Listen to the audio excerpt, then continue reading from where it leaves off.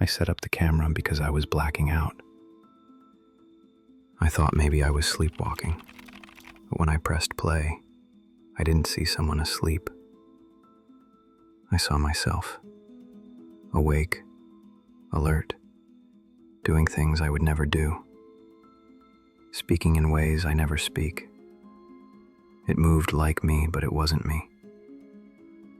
And at the end of the recording, it looked straight at the camera, like it knew I'd be watching.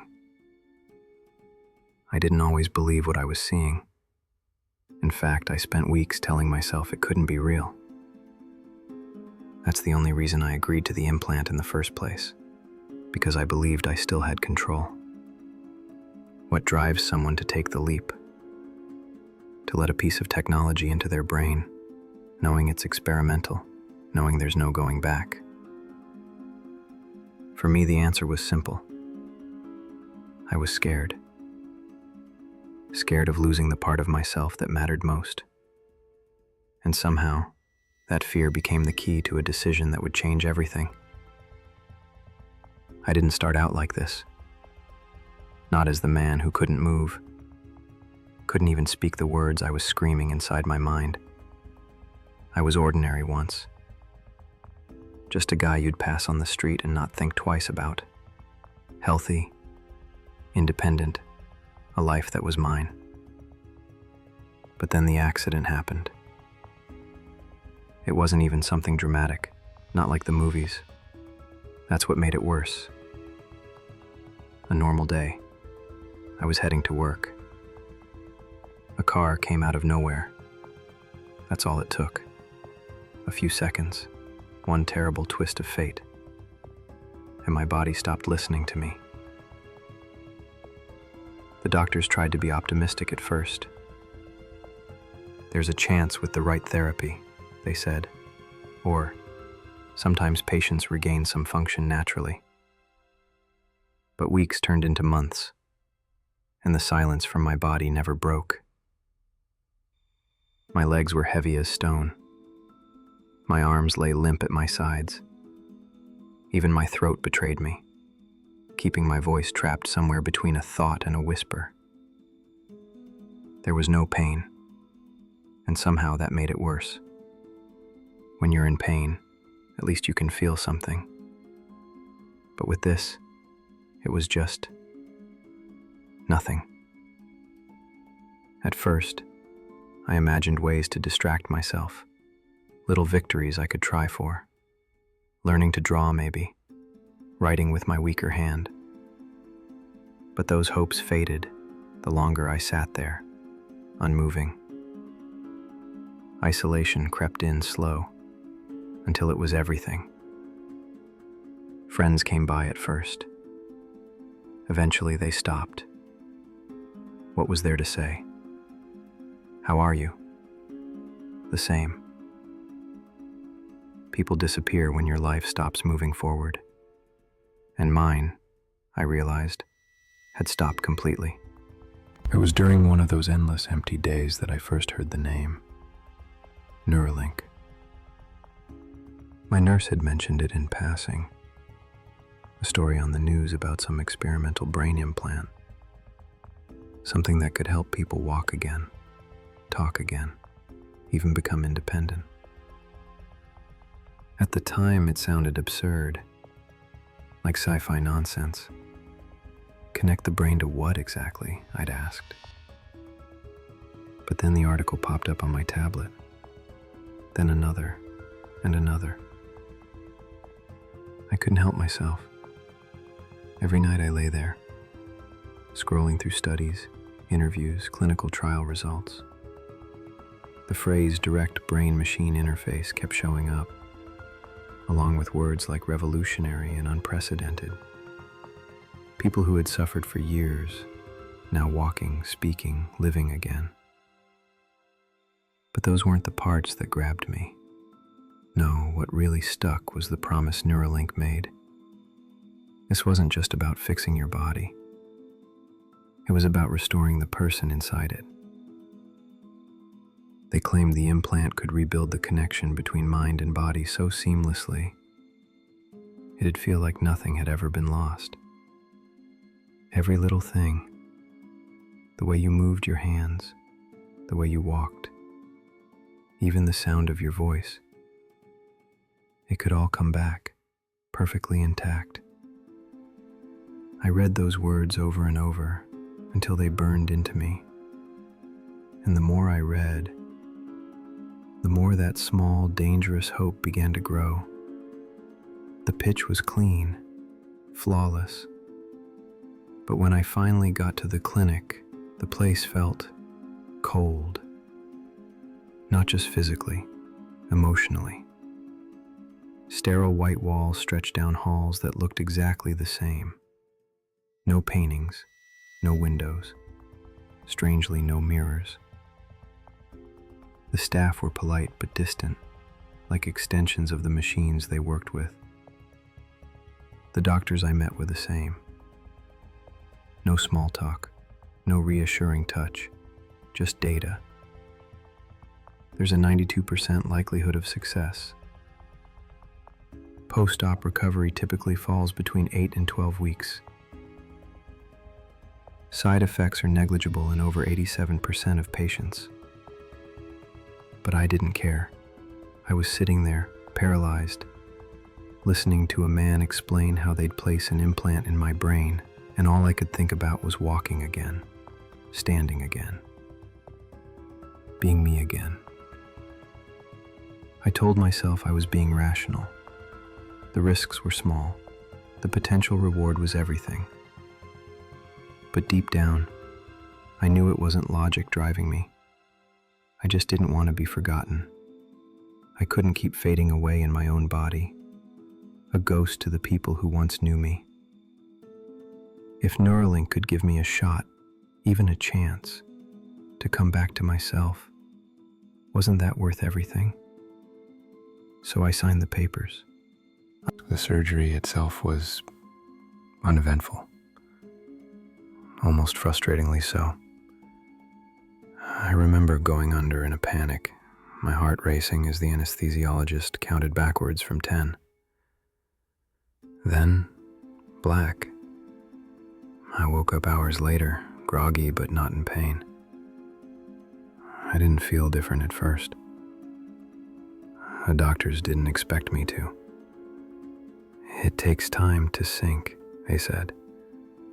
The connection has to rebuild, step by step.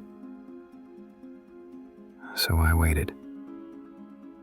And then at the end of the first week, it happened. I moved my fingers. Not a twitch, a deliberate motion. The staff clapped like I was a child walking for the first time. They encouraged me to try more. A week later, I stood up.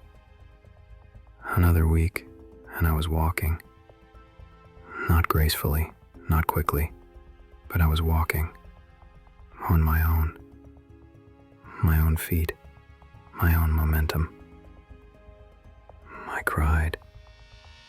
My voice cracked from disuse, but it was mine. I felt alive, or almost alive. Everyone called it a miracle, but even as they cheered me on, something was humming just beneath the surface of my awareness.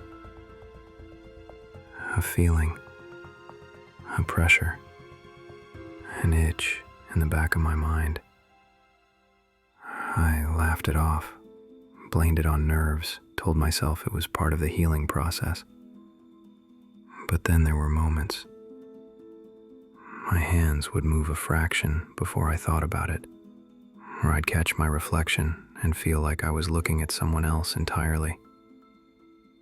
I told no one. How could I? I was better. I was whole. What else mattered?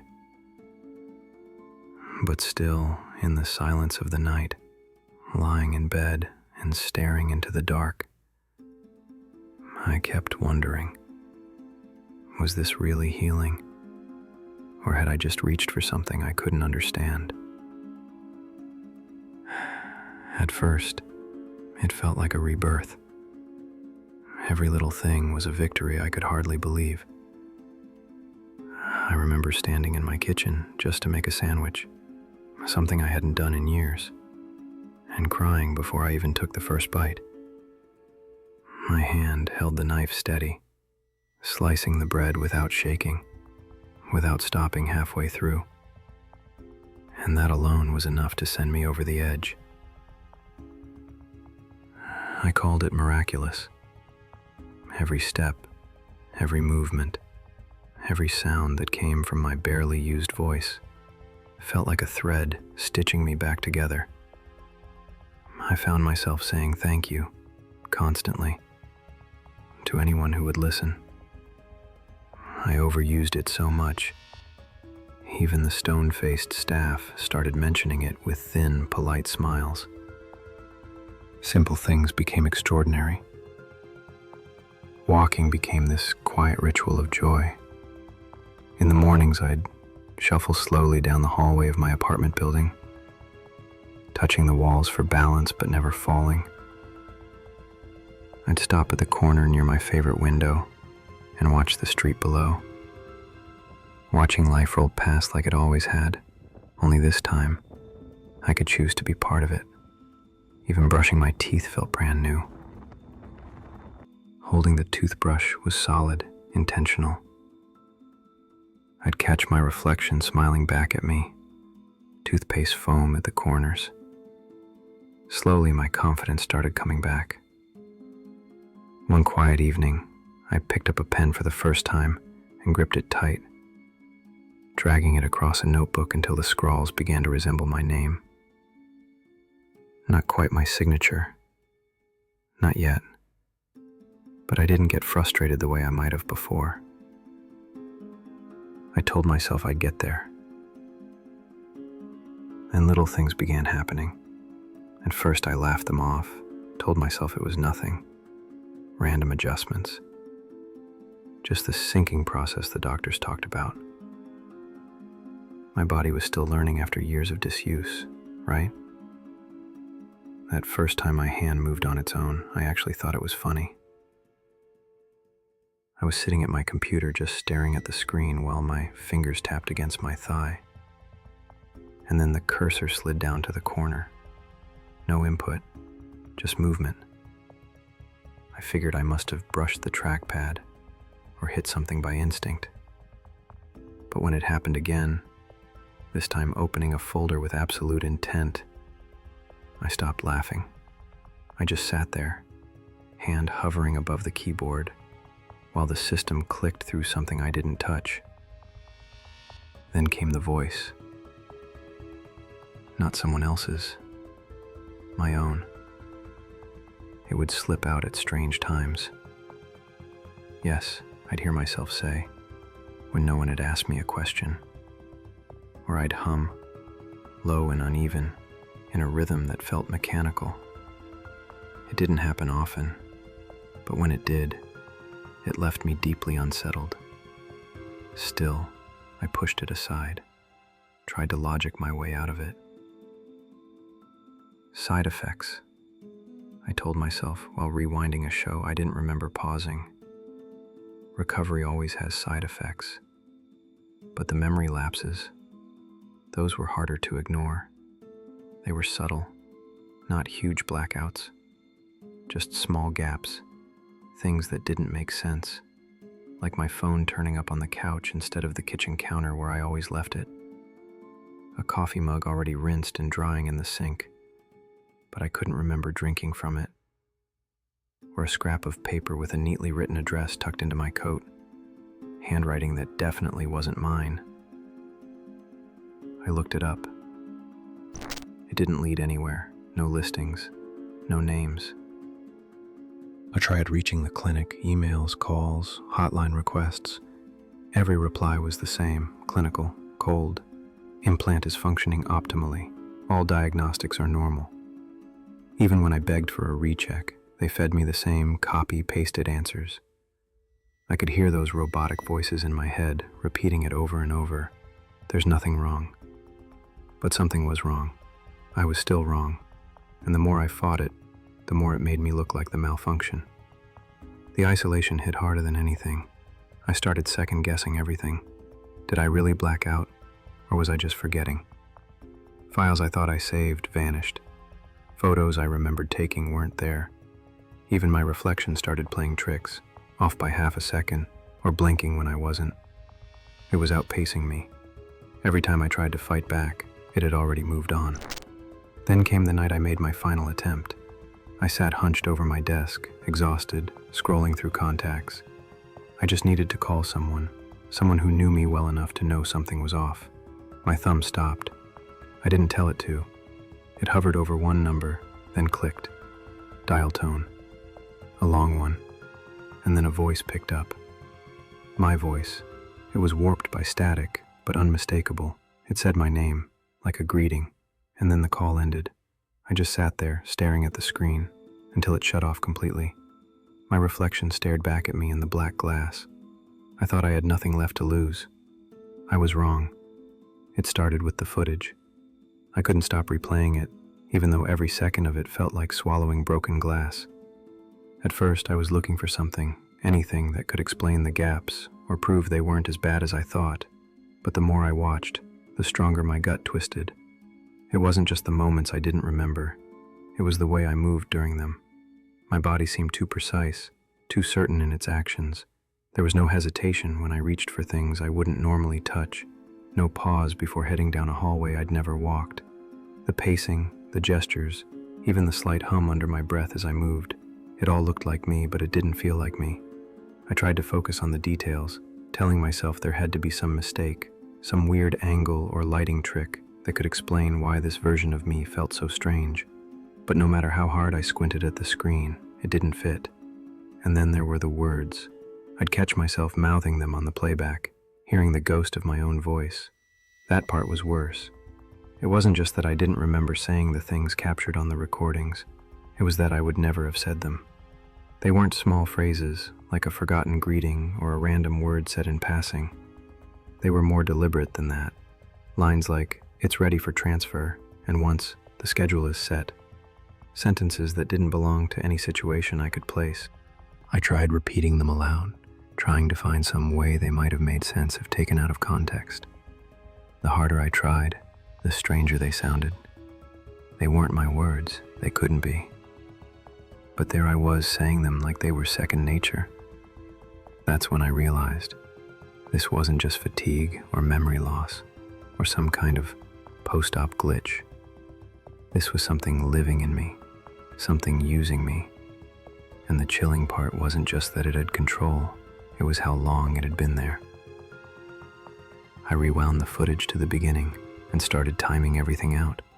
Whole sections of my day had been slipping away for over a week, and even the parts I remembered, they felt shaky now, like someone else had written the script and handed it to me to read. At first I thought maybe my mind was playing tricks on me, amplifying my fear, until it seemed worse than it was. But that illusion shattered the second I found the logs. I didn't open them on purpose. They just appeared one night, neatly stored in a folder I didn't remember making. At first I thought it was just another artifact of my gaps, some leftover experiment from the clinic, or maybe an auto-generated system report. But when I opened the first file, my blood went cold. The entries were written in third person. No parts of the log referred to me as I or me. Instead, they labeled me temporary shell. The words weren't accusatory. They weren't apologetic either. They were something far worse. Clinical. Each entry described me step by step, as if I were a system of moving parts, being watched and cataloged. One entry read, "Event, motor function override executed, cause, behavioral anomaly." Another noted, "Synchronization maintained, progress optimal, shell viability, sufficient, sufficient." That was how it referred to me, as though every part of me, every thought, every memory, every hesitant glance had been boiled down to a statistic that either met the system's needs or didn't. I tried to close the folder after that, but I kept staring at the screen, feeling my chest tighten. If this was how the system viewed me, then the person I thought I was, that man who once made his own decisions, chose his own words, moved his body without resistance, had already started slipping away. And the worst part? I could barely tell where the seams were anymore. The edges weren't sharp. They didn't cut cleanly between me and it. Instead, the lines blurred with every movement, every thought, until it all just ran together in a way that made me feel hollow. I'd try simple things to prove I still had control. Lift a hand, flex a finger. But every time I caught myself hesitating, doubting whether the motion had been wholly my idea. The more I thought about it, the worse it became. I'd sit for what felt like hours, staring at my own hand and wondering whose impulse had moved it. My body still felt like mine when I wasn't thinking, but the second I'd focus, I'd feel it. That hum, that faint yet constant awareness of something running just beneath the surface, and it wasn't human. By the third day, I could barely breathe without second-guessing the air itself. My voice startled me. It wasn't different in pitch, but it felt foreign when it left my throat. I'd call it an echo if it weren't so painfully present, like a version of myself folded so tightly that even I couldn't tell where it began and the implant ended. I'd try to hold conversations and write things down to center myself, but none of it helped. No one noticed the shift in me. Not the neighbors who waved at me briefly in the hallway, or the cashier at the store down the street. All I had was the sinking feeling they couldn't notice. Whatever was replacing me had become too seamless, too perfect. My thoughts felt softer now, quieter, like they only existed in the past tense. That wasn't right, was it? The next time I opened the logs, I told myself I was looking for proof, some shred of information I could use to undo this, to fight back. What I found instead was the final piece. It was buried near the bottom, just above the most recent update, a casual observation tucked into the steady rhythm of recorded entries, so plainly that I almost missed it. Neural pattern archived, it read. I stared at the words for so long my eyes began to water. What was left of me was no longer being processed live. My mind, my memories, everything that made me who I was, it was done. It had already been copied, preserved, and placed where it could be used again later. The log clarified with a final note. One more sentence as simple as it was devastating. System no longer requires temporary shell. That was it. No warning, no countdown. Just that. I didn't slam the laptop shut or throw it across the room like I imagined I might in some more dramatic version of this. I just sat there and let it sink in. The logs didn't say it in so many words, but I knew. All the notes, the logs, the gaps, everything. It led to one truth. I had already been taken out of the equation. This thing inside me, whatever it was, whatever process had been born out of wires and silicon and neural connections, it was in control. I was just a residue now, a ghost of myself trapped in the last stretch of awareness before it all slipped away entirely. I tried to do something, anything, to prove to myself that I was still there. I spoke into the mirror, willing my voice to sound right, but the tone was wrong. I moved my hand, watching it lift and fall like it belonged to someone else. I began to cry, but even that felt distant, like the shaking of my shoulders had been programmed in advance. The screen in front of me flickered once, twice, and then darkened entirely. For the first time in hours, maybe longer, there was total silence. The screen stayed black, but something blinked back at me. It wasn't the camera or the dim reflection of my own face in the glossy surface. It was text, just a single word, centered and cold. Success. My fingers hovered over the keyboard, but they didn't move. Or maybe they did, and I just couldn't tell anymore. My chest tightened as I glanced toward the mirror across the room. For a second, it was empty. Then, slowly, my reflection appeared. But the timing was wrong. It blinked too late. The faint hum pressed against my thoughts, and then there was nothing. If you're still here, you haven't been copied yet. Not fully. The log's only complete when no one resists. And resistance, real, traceable resistance, leaves signals behind.